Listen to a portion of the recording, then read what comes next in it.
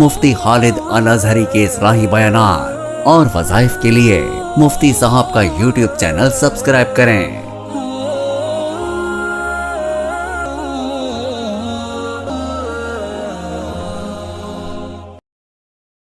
نحمده ونصلي ونسلم على رسوله الكريم اما بعد فاعوذ بالله من الشیطان الرجیم بسم اللہ الرحمن الرحیم۔ معزز ناظرین کرام، السلام علیکم ورحمۃ اللہ وبرکاتہ۔ گزشتہ درس میں قربانی کے متعلق عرض کیا تھا، اسی بات کو آگے بڑھاتے ہوئے اجتماعی قربانی کے متعلق ایک سوال جو بہت زیادہ پوچھا جاتا ہے اس کا جواب دینے کی کوشش کروں گا۔ اجتماعی قربانی جیسے کہ کچھ لوگ مل کے ایک جانور کی قربانی کریں، اس میں حصے ڈالیں، یا کسی ادارے میں، کسی مسجد یا مدرسے میں یا کوئی فلاحی تنظیم اجتماعی قربانیوں کا اہتمام کرے اور لوگ اس میں جا کے اپنا حصہ لے لیں۔ یہ بہت ہی نازک مسئلہ ہے اور بہت ہی احتیاط والا مسئلہ ہے۔ بات یہ ہے کہ آپ کے شریک وہ لوگ ہوں جو کہ قربانی کرنا چاہتے ہوں، ان کی نیت کوئی اور نہ ہو۔ اب آپ ان کی نیت تو معلوم کر نہیں سکتے،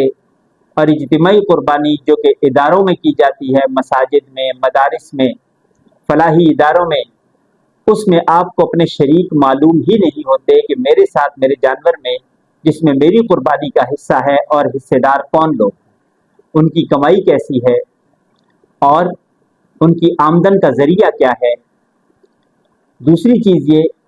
کہ جو اجتماعی قربانی ہوتی ہے اس کے وہ فکس ریٹ لگا دیتے ہیں کہ جی 15,000 حصہ ہے، 20,000 ہے، 25 ہے یا 30 ہے، ایک حصہ اتنے کا ہے۔ اب وہ 7 حصے جب ملائے جاتے ہیں تو ضروری نہیں کہ اس کا کوئی مقرر ریٹ ہو، پیسوں کی کمی بیشی ہوتی ہے۔ وہ کمی بیشی اگر جو بچ گئے پیسے وہ حصے داروں میں برابر تقسیم کیے جائیں پھر تو یہ قربانی صحیح ہوگی، اور اگر وہ حصے داروں میں تقسیم نہ کیے جائیں، واپس ان کو نہ کیے جائیں، تو پھر یہ ٹھیک نہیں ہے۔ اگر وہ حصے داروں کو بتا دیتے ہیں کہ بھئی آپ کی قربانی میں آپ نے جو حصہ دیا تھا اس میں سے اتنے پیسے ہمارے پاس بچے ہیں، اگر آپ اجازت دو تو ہم اپنے ادارے میں، فلاحی ادارہ ہے، مسجد ہے، مدرسہ ہے، جو بھی کر رہے ہیں، ہم اس میں شامل کر لیں۔ اگر وہ اجازت دیں گے اور بخوشی اجازت دیں گے تو وہ پیسے اس میں شامل کیے جا سکیں گے، وگرنہ وہ پیسوں کا لوٹانا ضروری ہے۔ دوسری چیز یہ کہ اجتماعی قربانی جب بھی کریں تو احتیاط یہ کریں کہ چند لوگ خود مل کے جو معلوم ہو، جن کے ذرائع آمدن معلوم ہو، بے شک کسی ادارے میں کریں، لیکن اس ادارے والوں کے پاس اپنے حصے لے کے جائیں کہ ہمارے یہ 7 حصے مکمل ہیں، ہمیں ایک دوسرے پہ اعتماد ہے، ہماری قربانی آپ کر دیں، یا خود یہ 7 لوگ مل کے 7 حصے داران مل کے قربانی کر لیں۔ اسی طرح صرف جا کے وہاں اس ادارے میں پیسے جمع کروا دینا اور اس دن جا کے گوشت اٹھا کے لے آنا، یہ قربانی کا جو اصل مقصود ہے اس کے قریب نہیں ہے۔ اس میں بہت سی قباحتیں ہیں، اس لیے اس میں احتیاط کرنی چاہیے، بجائے اس کے کہ اداروں میں، مساجد و مدارس میں جا کے قربانی کریں، اس کی بجائے آپ یہ قربانی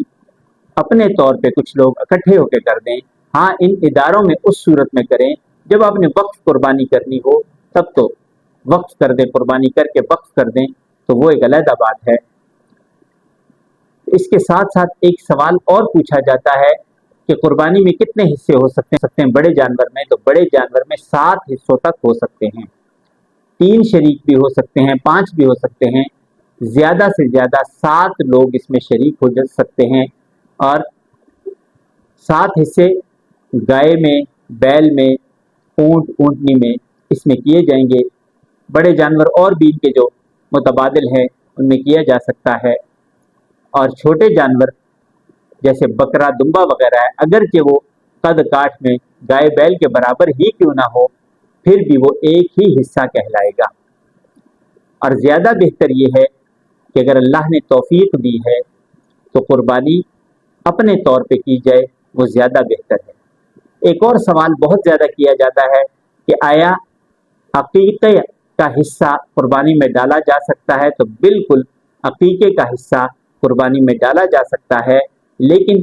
ہوگا یہ کہ اس کی تخصیص علیحدہ کی جائے گی کہ یہ حصہ میرا عقیقے کا ہے اور یہ حصہ قربانی کا ہے۔ بالکل کیا جا سکتا ہے۔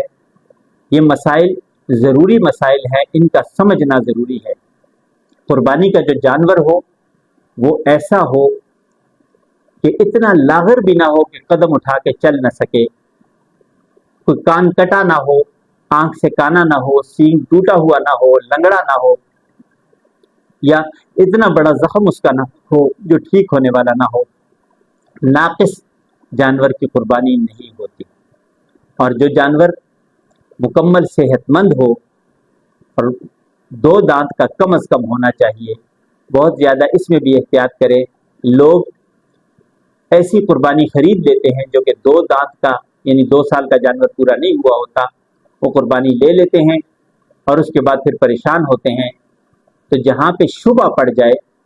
حدیث مبارکہ میں اتقوا الشبہات، اگر منڈی کوئی گئے ہیں، منڈی والے وپاری اکثر اوقات ہی کہتے ہیں جی گھر کا جانور ہے، ہمیں معلوم ہے کہ اس کی عمر پوری ہے لیکن دانت نہیں نکالے، تو اس پہ اگر آپ اس شخص کو ذاتی طور پہ جانتے ہیں اور اس کے واقعی گھر کا جانور ہے اور 2 سال پورے ہیں اور یقین کامل ہے آپ کو کہ وہ شخص غلط بیانی سے کام نہیں لے رہا، پھر تو آپ وہ جانور لے سکتے ہیں۔ لیکن اگر نہیں جانتے اور وہ بھی ویوپاری ہے، جانور کا پالنے والا نہیں ہے، تو پھر ایسے شخص پہ اعتماد کر کے اپنے آپ کو شبے میں نہ ڈالیں۔ حدیث مبارکہ اتقوا الشبہات، شبے والی چیزوں سے بچو۔ اللہ تبارک و تعالی ہمیں صحیح معنی میں قربانی کرنے کی توفیق نصیب فرمائے، اس لیے کہ قربانی اللہ تبارک و تعالی کا ایک محبوب عمل ہے اور اللہ تبارک و تعالی نے ہم پہ واجب کی ہے۔ تو اللہ تبارک و تعالی سے یہ دعا بھی کرتے رہیں کہ وہ رب عظیم ہمیں ایسی توفیق نصیب فرمائے کہ ہم قربانی کا جو صحیح مفہوم ہے، جو مقصد ہے، اس مقصد کے تحت قربانی کریں۔ زندگی باقی، ملاقات باقی، وآخر دعوانا ان الحمدللہ رب العالمین۔